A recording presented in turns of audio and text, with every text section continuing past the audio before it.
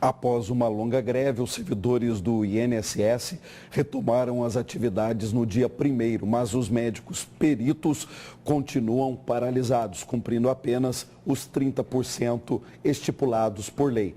No quadro Bom Dia INSS de hoje, vamos saber como que fica a situação de quem depende da perícia médica. Para falar sobre isso, está ao vivo, aqui no Jornal da Manhã, a presidente da Comissão de Direito Previdenciário da OAB Mato Grosso, Camila Santos. Bom dia, obrigado pela presença. Bom dia, Antônio. Obrigada pela oportunidade de estar aqui mais uma vez conversando sobre Previdência Social. Inicialmente, vamos falar sobre esse setor do INSS. O que é esse serviço de perícia médica? Então, os médicos peritos, eles têm, assim, uma importância enorme dentro dos quadros do INSS, porque alguns benefícios que acredito ser os de maiores monta dentro do INSS, de maior volume, eles são os benefícios por incapacidade. Eu tenho o quê? Dentre os benefícios por incapacidade, eu tenho o auxílio-doença, eu tenho o auxílio-doença por acidente de trabalho, eu tenho a aposentadoria por invalidez, eu tenho o auxílio acidente especificamente, quando há só apenas uma redução da capacidade laborativa.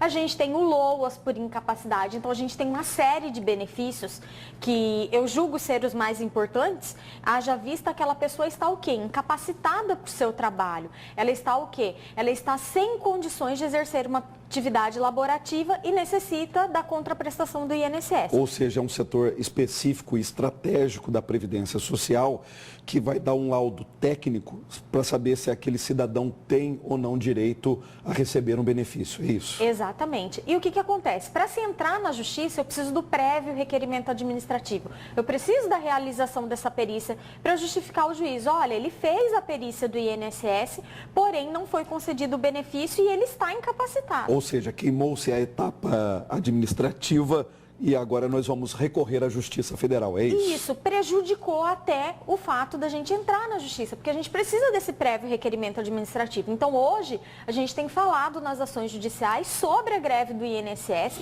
para que o quê? Para que os juízes se compadeçam e façam umas perícias judiciais nesses segurados. Porque o que acontece? O segurado, a partir do 15º dia, a partir do 16º dia, ele vai encaminhado para o INSS. A empresa não quer saber se você está trabalhando, se você está incapacitado ou não. Ele não vai te pagar se não está trabalhando. Até porque doença também não tem essa coisa de greve ou de calendário, né, oficial do país. Quer dizer, a pessoa está doente, tem que tem que ser assegurado. Não escolhe, a doença ela não escolhe o dia que ela vai te acometer, o dia que ele vai me acometer, não escolhe qual a pessoa que vai ser acometida de uma doença ou até mesmo de um acidente grave, de alguma coisa que necessite. Então a empresa fala o quê? Olha, os 15 primeiros dias eu sou responsável por você. A partir do 16º dia, não, eu não sou responsável por você. Eu te encaminho para a Previdência Social para que você realize uma perícia médica e comece a receber o benefício por incapacidade. O que acontece? O que esse benefício por incapacidade ele tem de tão importante?